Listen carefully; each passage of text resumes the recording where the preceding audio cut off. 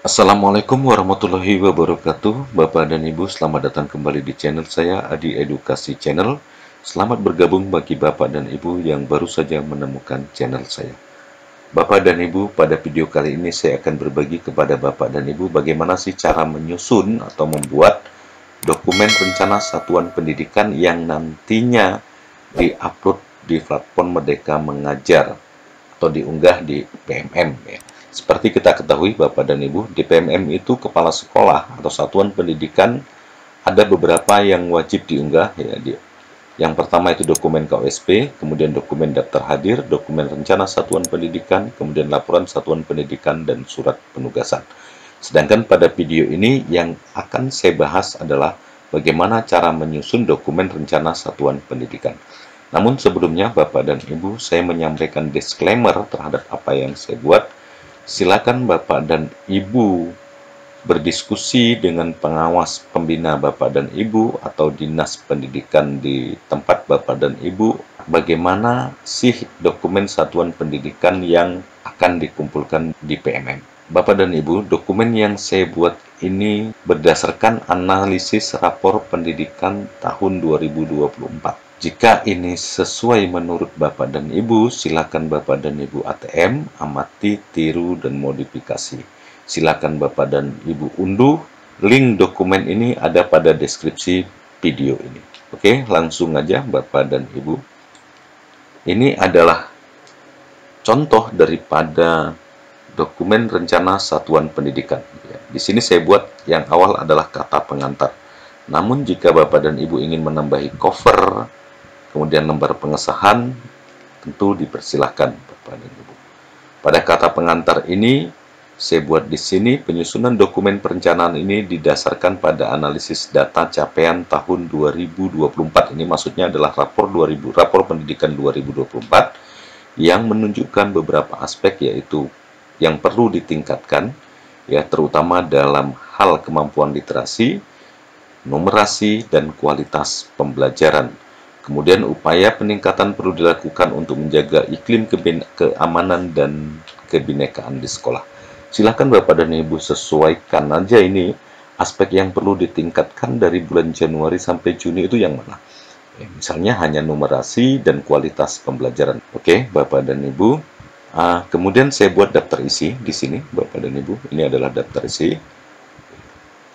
Kemudian pendahuluan. Pada pendahuluan ada latar belakang. Pada latar belakang ini menceritakan komitmen daripada sekolah kita untuk memberikan pendidikan yang berkualitas bagi seluruh peserta didik. Kemudian berdasarkan data rapor pendidikan tahun 2024 terdapat beberapa aspek yang perlu ditingkatkan yaitu kemampuan literasi dan numerasi, kualitas pembelajaran, iklim keamanan dan kebinekaan. Silakan Bapak dan Ibu lihat rapor pendidikan Bapak dan Ibu mana yang perlu ditingkatkan terutama Januari sampai Juni ya. Tidak mesti ini semua dituliskan, bisa jadi kemampuan literasi dan numerasi saja ya, atau kualitas pembelajaran saja. Bapak dan Ibu lihat rapor pendidikan Bapak dan Ibu yang merah, kemudian itulah yang menjadi fokus pada perencanaan pendidikan. Kenapa demikian? Karena pemerintah sekarang ini menganjurkan kita dalam melakukan perencanaan itu berbasis data. Data yang kita miliki adalah salah satunya rapor pendidikan. Ya, kemudian dokumen perencanaan ini disusun untuk menjadi panduan dalam melaksanakan program dan kegiatan untuk mencapai visi, misi, dan tujuan sekolah. Kemudian di sini Bapak dan Ibu saya buat visi, misi, dan tujuan sekolah. Ya. Kemudian di sini ada sasaran perencanaan Bapak dan Ibu. Sasaran perencanaan ini berdasarkan rapor pendidikan. Yang pertama meningkatkan skor capaian literasi dan numerasi peserta didik minimal 70% pada tahun 2025. Misalnya seperti itu. Kemudian meningkatkan skor capaian karakter peserta didik minimal 75% pada tahun 2025. Ya, ini adalah contoh Bapak dan Ibu silakan coba. Kemudian di sini ada profil sekolah. Profil sekolah itu meliputi nama sekolah, kemudian alamat, nomor telepon, ya, kemudian website, jumlah guru, jumlah peserta didik, NPSN, dan lain-lain sebagainya. Silakan Bapak dan Ibu lengkapi lebih lengkap menurut Bapak dan Ibu. Kemudian di sini ada teknik perencanaan Bapak dan Ibu. Teknik perencanaan ini meliputi analisis SWOT, ya, yang melihat kekuatan dan kelemahan. Di sini saya buat misalnya kekuatannya memiliki guru yang berkompeten dan pengalaman, memiliki sarana dan prasarana yang memadai, memiliki komite sekolah yang aktif dan suportif. Kelemahannya, motivasi belajar siswa masih rendah misalnya. Prestasi siswa dalam bidang non-akademik masih belum optimal. Kemudian di sini ada peluang, Bapak dan Ibu, ada ancaman. Kemudian ini ada analisis data rapor pendidikan. Ya. Ini berdasarkan data capaian tahun 2024 SD negeri. Terdapat beberapa masalah yang perlu di-address atau yang perlu ditangani segera.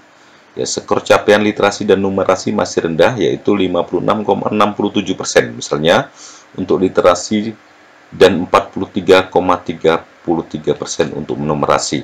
Skor ini menurun dibandingkan tahun 2023, yaitu 13,33% untuk literasi dan 16,67% untuk numerasi. Ya, ini berdasarkan rapor pendidikan. Tentunya Bapak dan Ibu, kalau karakter dan kualitas pembelajaran bukan menjadi prioritas pada perencanaan Bapak dan Ibu boleh membuat kemampuan literasi dan numerasi saja. Karena ini hanya contoh ya. Oke, Bapak dan Ibu. Kemudian di sini ada keiklim keamanan dan kebinekaan, ini ditulis semua.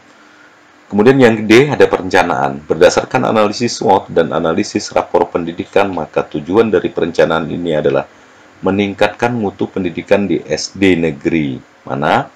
Dengan fokus pada peningkatan kemampuan literasi, numerasi, karakter, kualitas pembelajaran, dan atau menciptakan iklim keamanan dan kebinekaan yang kondusif. Ya, ini silakan Bapak dan Ibu, perencanaannya mana yang mau Bapak dan Ibu pilih. Numerasi sajakah, literasikah, atau semuanya. Kemudian lembar berikutnya, Bapak dan Ibu, di sini ada rencana kegiatan berdasarkan analisis rapor pendidikan dan atau data lain. Ya.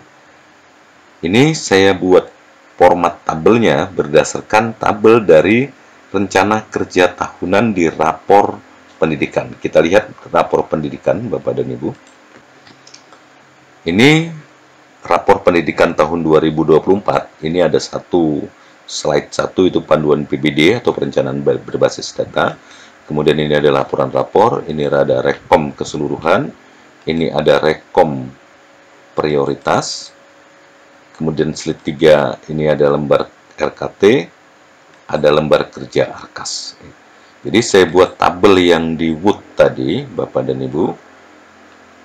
Yang di sini saya buat berdasarkan lembar kerja RKT yang di sini. Identifikasi akar masalah, kegiatan benahi,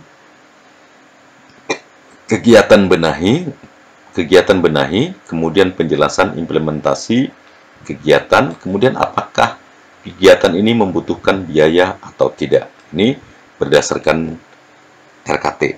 RKT ini harusnya Bapak dan Ibu dibuat berdasarkan rekom prioritas, ya. Rekom prioritas yang ada di Kemendikbud. Misalnya di sini identifikasi, ya.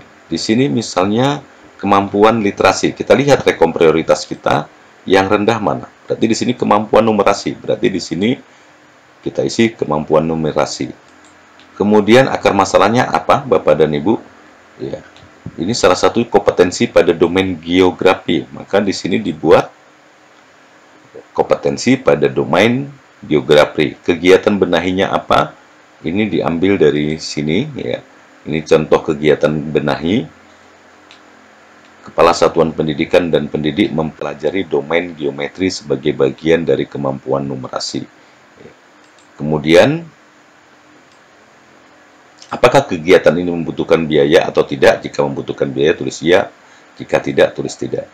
Dari rapor pendidikan inilah saya buat tabel di sini.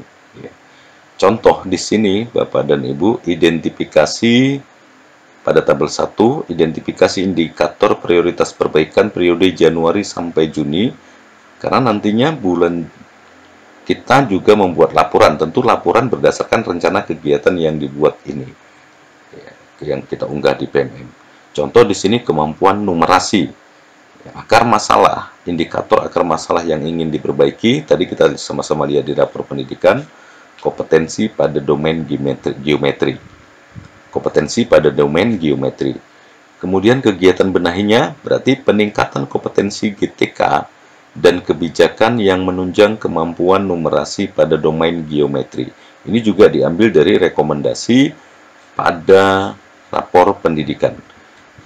Kemudian di sini tabel ini penjelasan implementasi kegiatan, kepala satuan pendidikan dan pendidik mempelajari domain geometri sebagai bagian dari kemampuan numerasi di sini ya.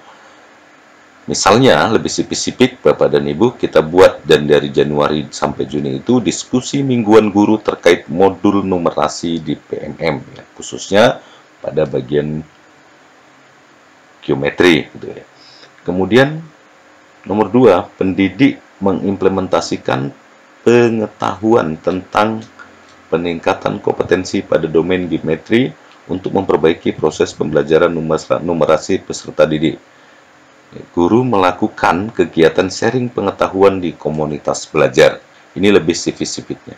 Kemudian yang nomor 3, Kepala Satuan Pendidikan mendorong perbaikan terhadap kompetensi pada domain geometri di satuan pendidikan melalui program kebijakan dan penganggaran.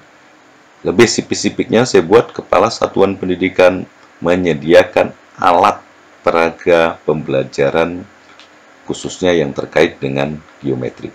Kemudian contoh yang kedua, Bapak dan Ibu, ini adalah kualitas pembelajaran. Kemudian akar masalahnya metode pembelajaran. Artinya Bapak dan Ibu, metode pembelajaran ini masih rendah di rapor pendidikan, berarti perlu ditingkatkan. Bagaimana meningkatkannya? Peningkatan kompetensi GTK dan kebijakan yang menunjang aktivasi kognitif.